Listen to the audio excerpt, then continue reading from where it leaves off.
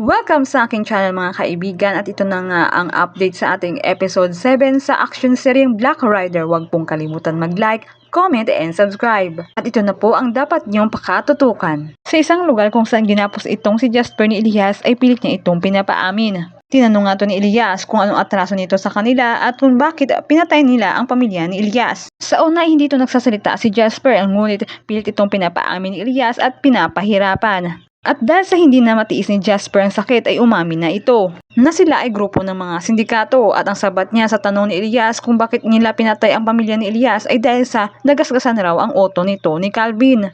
Nang marinig iyon ni Elias ay galit na galit ito nang dahil lang doon ay namatay ang pamilya niya at nahulog itong si Jasper dahil sa laban nila ni Elias at yun ang ikinamatay niya. Matapos ang pangyari iyon ay pumutok agad ang balita tungkol sa pagtulong ni Elias sa babae sa bar at siya ay binansagang Black Rider.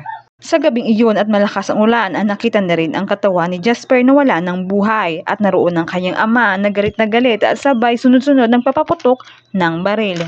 Sa shop ni Miguelito, naroon si Elias at nabanggit nga ito kay Miguelito tungkol sa natuklasan niya na isang malaking sindikato itong sila Jasper at ang utak ng pagpatay sa pamilya niya ay leader ng sindikatong tinatawag na Golden Scorpion.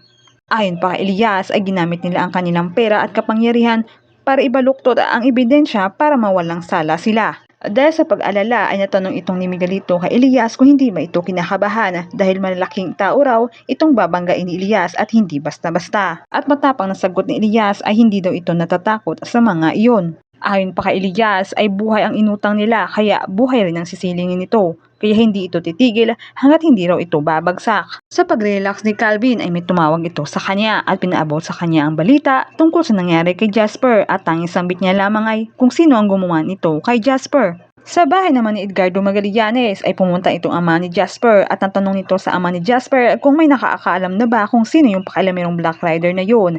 Ayon sa ama ni Jasper ay binabalikan na nito ang mga dating kalaban at mga dating membro nila na tumiwalag na. Baka isa raw doon ang pumatay sa anak niya.